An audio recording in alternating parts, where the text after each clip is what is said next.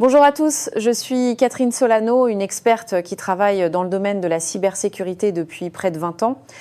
Aujourd'hui, j'ai l'honneur d'être invitée par la chaîne Fontaine de Sagesse pour discuter d'un sujet très important qui pourrait être étroitement lié à notre vie quotidienne à tous. Comment protéger les économies de toute une vie contre le vol à notre insu par des réseaux d'escroquerie de plus en plus sophistiqués. Beaucoup de gens pensent être que tant qu'ils ne sont pas avides et ne cliquent pas sur des liens suspects, la fraude ne les atteindra pas. Mais je veux partager avec vous une histoire vraie, un fait divers qui s'est produit en mai de cette année. Une femme nommée Wang était en voyage d'affaires et a constaté que son téléphone n'avait presque plus de batterie alors qu'elle attendait à l'aéroport. C'était encore plus inquiétant que de ne pas avoir de connexion Internet. Elle a vu une zone de recharge publique à proximité et a saisi un câble qui semblait normal. Elle a utilisé ce câble de recharge gratuit pour charger son téléphone pendant une demi-heure, pensant que ce serait sans danger dans un aéroport. Contre toute attente, le soir même, elle a reçu une notification de sa banque l'informant d'un virement inhabituel de près de 100 000 $ taïwanais depuis son compte. Madame Wang a vérifié et a découvert que l'argent avait été volé sans qu'elle s'en aperçoive. L'enquête de la police a révélé plus tard que le problème venait du câble de recharge qu'elle avait utilisé cet après-midi-là. Je pense que beaucoup de gens ont connu l'anxiété d'un téléphone déchargé. Voir une borne de recharge gratuite à l'extérieur, c'est comme voir un sauveur. Mais l'expérience de Madame Wang a tiré la sonnette d'alarme pour nous tous. Comment un câble de recharge, apparemment inoffensif, a-t-il pu voler de l'argent sur nos comptes sans même que nous nous en rendions compte ? En entendant cela, certains d'entre vous commencent à être nerveux en se disant « Est-ce que tous les chargeurs publics sont dangereux ?» Je tiens à rassurer tout le monde. Franchement, quelque chose comme ça. Ce piège de la recharge qui vole des données directement via le câble de charge n'est pas la méthode la plus courante comparée aux appels ou SMS frauduleux que nous recevons souvent. Vous n'avez pas besoin de paniquer à propos de toutes les bornes de recharge publiques. Mais pourquoi est-ce que je veux en parler en particulier ? Premièrement, parce que cette méthode est extrêmement dissimulée. Une fois que vous y êtes confronté, c'est presque indétectable. La perte causée peut être le fruit de nos années de labeur. La technologie des escrocs s'améliore. Cela représente une nouvelle tendance criminelle qui exige notre plus grande vigilance. Mon travail est d'aider chacun à anticiper les risques et à se préparer pleinement avant que les escrocs ne popularisent leurs techniques. Alors, comment fonctionne ce piège de la recharge ? Vous devez retenir un concept. Le câble USB n'est pas juste un fil, c'est aussi un câble de données.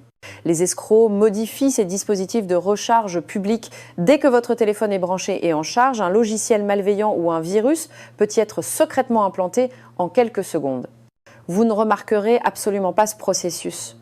En surface, le téléphone peut paraître normal, mais en coulisses, toutes vos données, y compris vos contacts, photos, messages textes et même les mots de passe de vos comptes bancaires en ligne, peuvent être volés.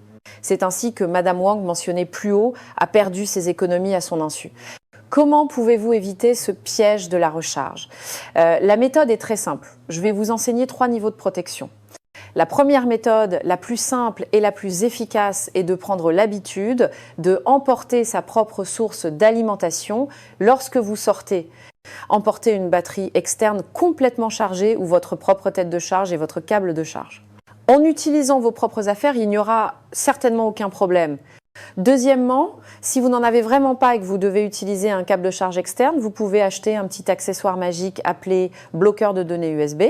Vous pouvez le trouver en cherchant en ligne bloqueur de données USB ou câble de charge anti-espionnage. C'est très bon marché, coûtant l'équivalent de quelques euros. Il ressemble à un mini adaptateur USB.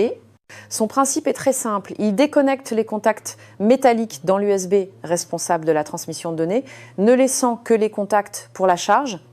De cette façon, peu importe ce qu'il advient de la bande de recharge, elle ne fera que charger votre téléphone et ne pourra voler aucune donnée. Troisièmement, c'est une solution permanente. Nous pouvons la configurer directement sur votre téléphone Android. Cela prendra 5 minutes pour vous protéger à vie. Je vais vous guider pas à pas. Vous pouvez suivre en même temps ou enregistrer la vidéo pour le faire plus tard. Ouvrez les paramètres de votre téléphone et faites défiler vers le bas pour trouver à propos du téléphone. Cliquez sur Informations sur l'appareil ou Informations sur le téléphone, puis trouvez Informations sur le logiciel. Vous verrez alors une option appelée Numéro de version. Appuyez rapidement sur cette option 7 fois de suite. Une fois que vous l'aurez fait, l'écran vous indiquera que le mode développeur est activé. Maintenant, retournez à la page d'accueil des paramètres et vous verrez une nouvelle option, option pour les développeurs. Cliquez dessus et faites défiler lentement vers le bas pour trouver une option appelée configuration USB par défaut. Cliquez dessus et vous constaterez qu'elle peut être pré-réglée sur transfert de fichiers. Veuillez la changer pour charge uniquement. C'est tout. Une fois les réglages terminés, votre téléphone ne fera que se charger, peu importe où vous le branchez. Les pirates n'auront plus l'occasion de s'introduire dans votre téléphone via le câble de charge. En apprenant cette astuce, nous avons bloqué un canal d'intrusion très important pour les escrocs. Ensuite, nous allons aborder un défi plus redoutable, l'utilisation de l'intelligence artificielle, Blé-Blé-Blon, pour mener des fraudes vocales et visuelles.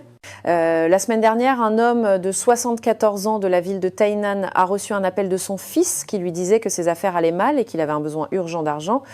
Le vieil homme a dit que la voix était exactement la même que celle de son fils, même le ton de la parole était identique.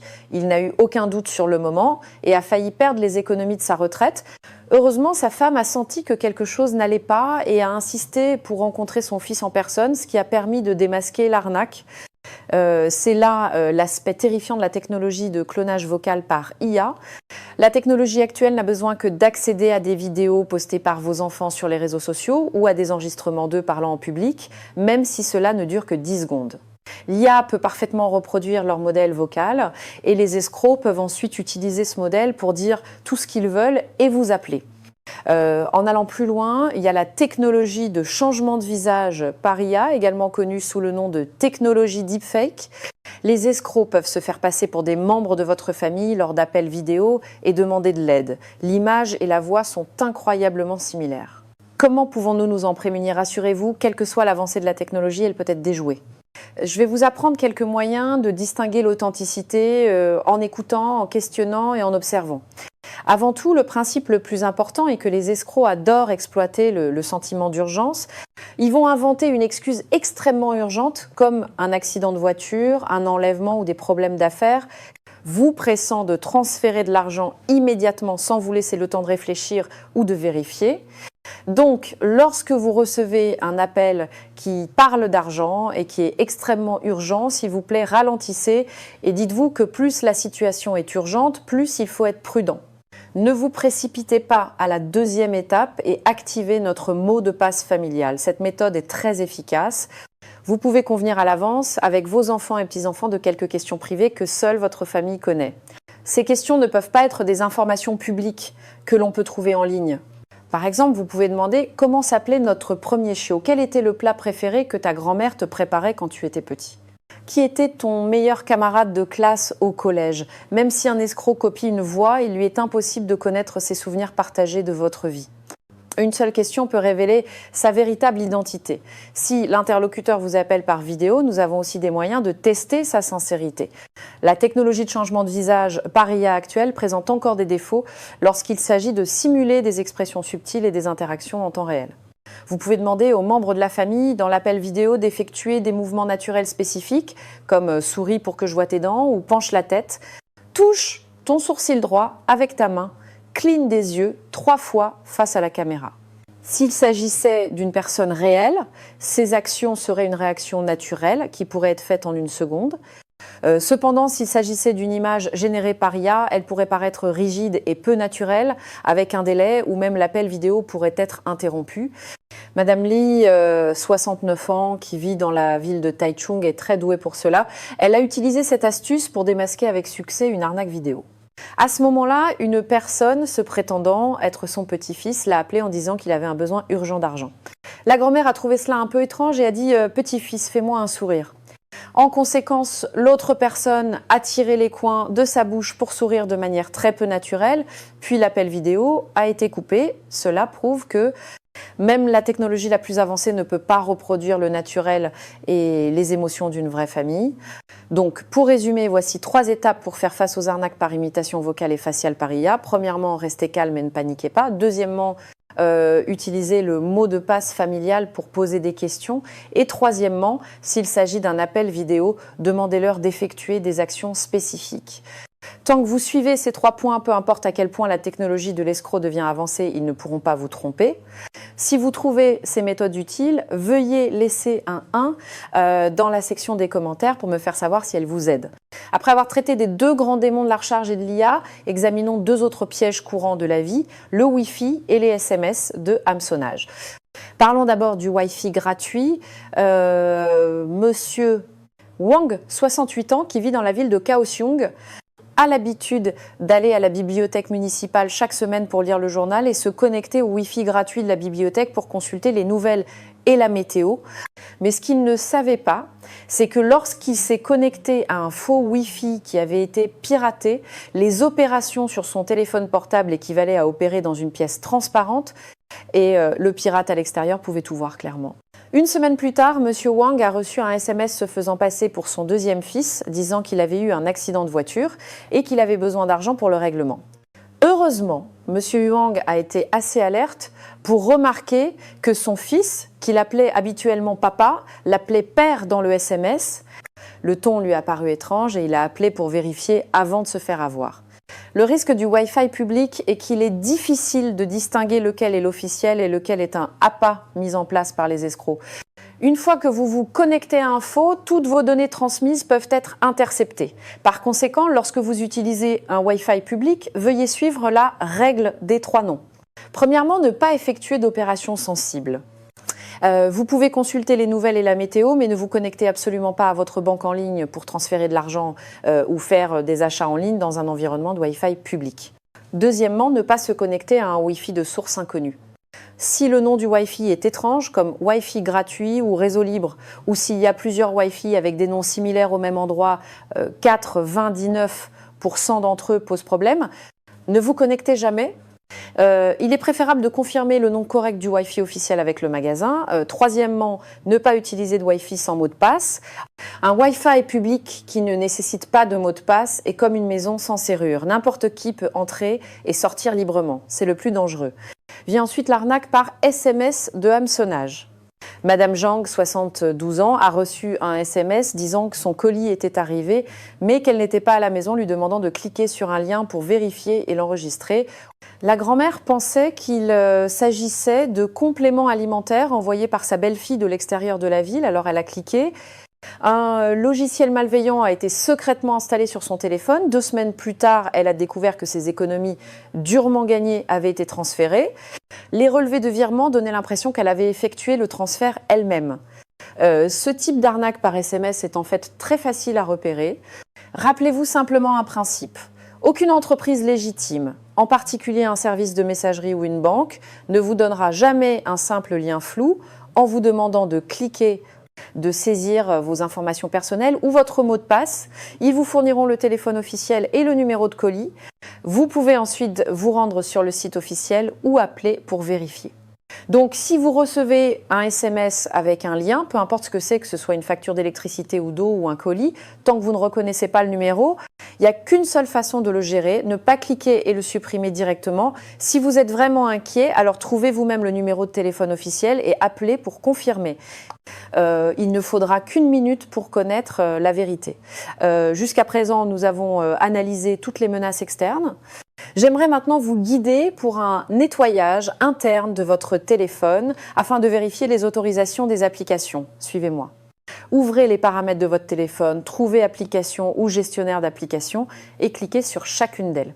Vous pourriez être surpris de découvrir que de nombreuses applications que vous n'utilisez pas ou que vous ne connaissez même pas accèdent aux contacts, aux photos, au micro et même aux informations de localisation de votre téléphone, en particulier certaines applications de jeux.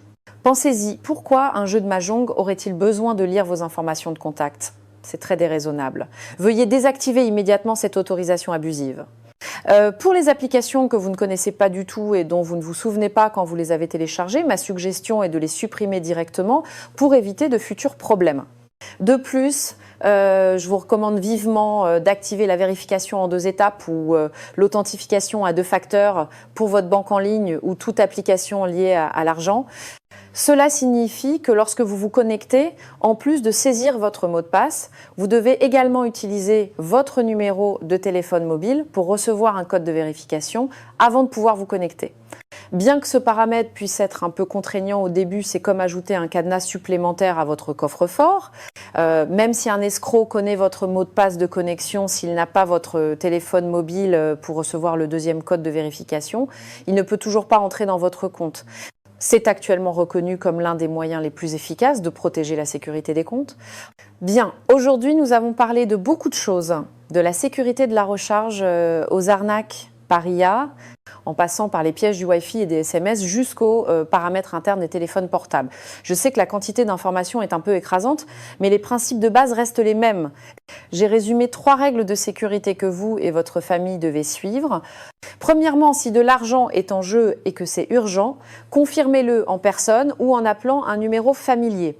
Ne transférez jamais d'argent sur la base d'un seul appel téléphonique ou SMS. Deuxièmement, établissez un mot de passe avec votre famille. Cet accord simple est l'arme la plus efficace contre les arnaques de haute technologie. Troisièmement, si vous rencontrez des informations suspectes, parlez-en immédiatement à votre famille et discutez-en avec elle. Rappelez-vous, vous n'êtes pas seul dans ce combat. La sagesse de la famille est votre plus grand soutien. Tant que vous ferez ces 3 choses, je crois que 99% des arnaques resteront loin de vous. Bien sûr, nous devons encore discuter de ce qu'il faut faire si vous êtes malheureusement victime d'une arnaque. Veuillez ne pas perdre votre temps précieux à cause de la panique ou de la gêne. Veuillez faire 3 choses immédiatement dans les 24 heures. Premièrement, appelez votre banque pour demander de faire opposition sur votre compte afin de geler le solde. Deuxièmement, portez plainte au poste de police le plus proche et obtenez un récépissé de dépôt de plainte. Souvent, si vous agissez assez rapidement, vous pouvez récupérer l'argent. Troisièmement, réinitialisez votre téléphone. Le moment le plus gratifiant de mes années d'enseignement de la cybersécurité, c'est d'entendre des personnes âgées partager comment elles ont réussi à bloquer 5 appels frauduleux après avoir appris ces méthodes, ou comment leur téléphone n'a plus de logiciel étrange installé depuis qu'elles l'ont configuré. Même leur petit-fils les a félicités pour leurs compétences. Ces retours prouvent que tant que nous avons les bonnes connaissances, nous sommes absolument capables de nous protéger. J'espère que le partage d'aujourd'hui sera d'une aide pratique pour tout le monde. Assurez-vous de partager ce que vous avez appris aujourd'hui avec votre famille et vos amis, en particulier ceux qui vivent seuls ou qui commencent tout juste à apprendre à utiliser les smartphones. Chaque fois que vous partagez, vous pourriez potentiellement sauver une autre famille de la ruine. Enfin, n'oubliez pas d'aimer cette vidéo et de vous abonner à notre chaîne en activant la cloche. De cette façon, si de nouvelles arnaques apparaissent à l'avenir, nous pourrons vous en informer immédiatement. Je suis Catherine Solano et j'espère sincèrement que toutes les personnes âgées pourront avoir une vieillesse sûre, heureuse et sans soucis. Merci à tous et à la prochaine fois.